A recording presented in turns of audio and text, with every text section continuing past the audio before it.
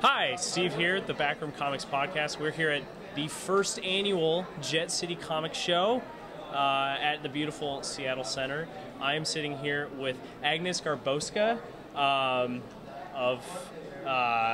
big one is Yumi and Zombie is the big one. How you doing?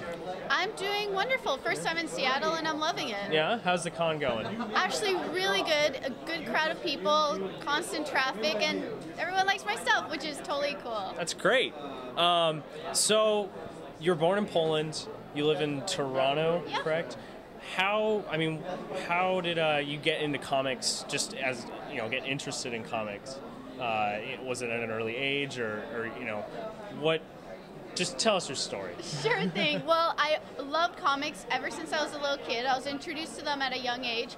Maybe introduced to some comics I should not be reading at that age, but they're really cool anyways. Violent, gory, but I Any started specifics? getting into X-Men. I can't remember the first one, but I had this crazy pterodactyl standing on a pile of bones, and that was one of my very first comics. And I got introduced to X-Men, which was a lot friendlier. Nice. So I started reading them at a young age. I was a Marvel girl earlier on, and then I started liking DC Comics later. Mm-hmm. But when I was a kid, I didn't think I could work in comics, but I knew I wanted to do something with art. It actually wasn't until about, I would say, 5 years ago that I started trying to pursue getting into comics, because I realized, oh my God, you can make a living on this. So it was a passion of mine, and I love telling a story, so it's just another medium for me to be able to tell stories. Mm-hmm. And I first started off as a pinup artist. Then I started doing my cute style, which I liked a lot more than just working on pinups. Okay. And I got lucky that earlier this year I got to work for Marvel twice on Girl Comics and on the Spider-Ham 25th anniversary. Both were so much fun to do, and I got my own web comics as well. 3 of them actually, including Yumi and Zombie. Nice. So where did the idea for Yumi and Zombie come about? It's kind of a very interesting, you're taking a genre that's so not family friendly and making it family friendly. So what made you decide that you wanted to do an all ages book about zombies? Well, it actually came around from my love of zombies. I always loved zombies, even when I was a kid, but they scared the crap out of me. I would watch a zombie movie and I couldn't sleep for 2 to 3 weeks, and my mom's like, why do you do this to yourself? Mm-hmm. So I've always been a fan of just zombies in general. So as a kid, I'm like, one day I'm going to do something with zombies that a child can read and not be afraid of, maybe just a little afraid. So I came up with the concept Fear is good. Yumi and Zombie, which is actually based on Olive and Otis are the 2 characters, and they're actually my dogs. Olive is the main character in the story, and Otis is her dog. So they kind of take my little dog's personalities, and it's their journey through this world of zombies. And it's actually Olive's trying to find a cure for her mom, who she happened to wake up one morning and her mom is a zombie trying to get her. So the whole story is about her trying to figure out how to cure her mom and her friends, and she's just there with her little dog on a scooter. Okay. Damn. That sounds great. So how do you make the zombies themselves all ages? Because you watch like the footage from the new Walking Dead TV show, Which and looks awesome. It looks great, and I'm really excited. But how do you make the zombies all age, like not too gory or creepy?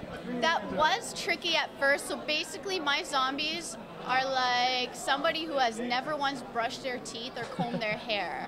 They're just very messy. Their clothes are a little ripped off, but there's like no blood. So that was the main thing of Yumi and Zombie. There's actually going to be little to no blood in it, and it's still a zombie story. Right. So I just taken zombies, I taken the things that parents hate about them, and added the stuff that kids love, which are just scary creatures chasing people around. So I'm having a little fun with that, and their eyes are very dilated. All you see is this big white blotch for their eyes, really bad teeth, very messy, and just always roaming around. Doing what zombies do best. Brains. Yeah. Going for brains. So how did you get into this? I mean, you have a very distinct style with the very, like you said, the cutesy. How did you get? I mean, what were some of your biggest influences when you started working on art and such? Well, Chris Baccello is one of my favorite artists. Ever since I was a kid, I actually loved his work. Okay.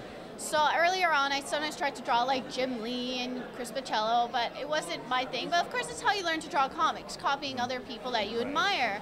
And then I started doing my layouts. Actually, when I thumbnail my layouts, they look very similar to my mini style. So when I was doing my pinups, and I was working on a more mature comic, but I did my layouts in a cute-ish style. It just helped me set up the page. And I remember someone going, hey, that looks really cool. So I'm like, all right, cool. So maybe I should try it out. So my boyfriend was like, why don't you try to do some prints in this style and see how it goes? Because you enjoy doing it a lot more than your pinups. So I'm like, I gave it a try, and it was a success. Everyone was raving about it. So I'm like, you know what? I'm going to continue doing this. It makes me happy. It makes others happy. And it's just a fun Western meets anime style, which is the fusion of the two. Too comic-y for anime people and not anime enough for the anime people. So it's just right down the middle, and it makes me happy, and that's all that matters. That's so would Yumi and Zombie be more of a, because it's got a very like children's book thing to it. Would you say it's more of a children's book or more of a comic? I would say it is more of a comic because it is told in the comic format, but it's a comic for kids. So it's kid-friendly. It has a lot of jokes that kids and parents can understand. It has movie references, like the prelude ends with the words, I will be back, which we all know where that came from. Right. So I just like throwing in pop culture, things I love, and hopefully kids and parents can enjoy it together. Okay. One thing that I read your little part in the girl comics, and something that I thought was, I mean, you're putting your own stamp on these, on like the Marvel characters, the Fantastic Fours or Mr. Fantastic's. They're kids. Kids, yeah. Are there any other mainstream superheroes or mainstream comic book characters that you would like to put your art style and kind of your family-friendly, cutesy style to? Actually, yes. I would love to do a mini universe involving all the Justice League characters, like your Batman, Superman, Wonder Woman's.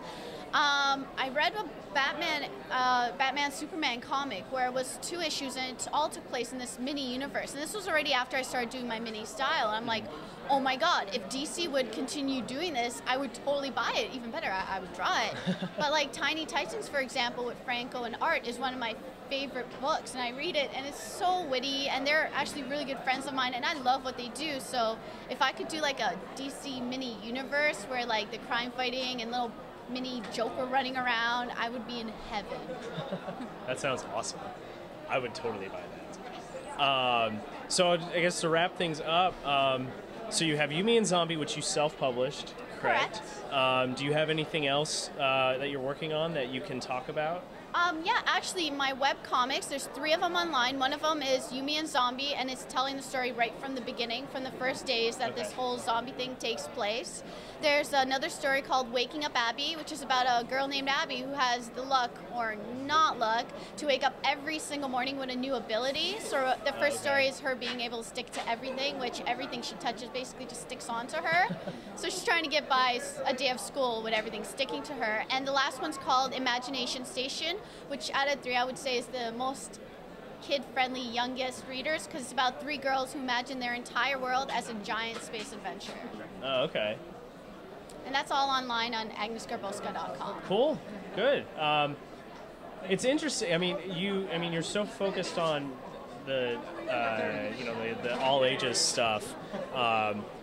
Do you feel that more comics should? Because I think now comics are really centered towards the older audiences and are very there's lots of violence and such. Do you feel that comics should be more pushing to be more all ages and kid friendly?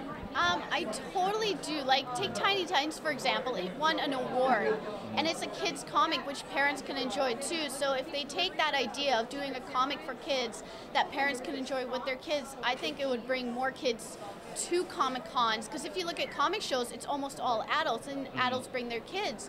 But if you look at anime crowds, for example, they're almost all kids and teenagers. So if we could get that crowd liking comics, that would be a whole new market just to make money off of. And I just love having kids come to me at shows. Like, I just got swapped by my friends' kids, and I love that. I love seeing kids' expressions when they know what every superhero is. So I say, yeah, totally. More kids stuff is right up my alley. Cool. Well, Thank you for sitting with us, Agnes Garbowska. Check out You, Me, and Zombie. I've seen the art. I haven't read it yet, but I've seen the art, and it's absolutely fantastic. Thank you. And check it out. You can check us out at the backroomcomicspodcast.com, Facebook, Twitter, and we're also on iTunes and Zune. Thanks for watching.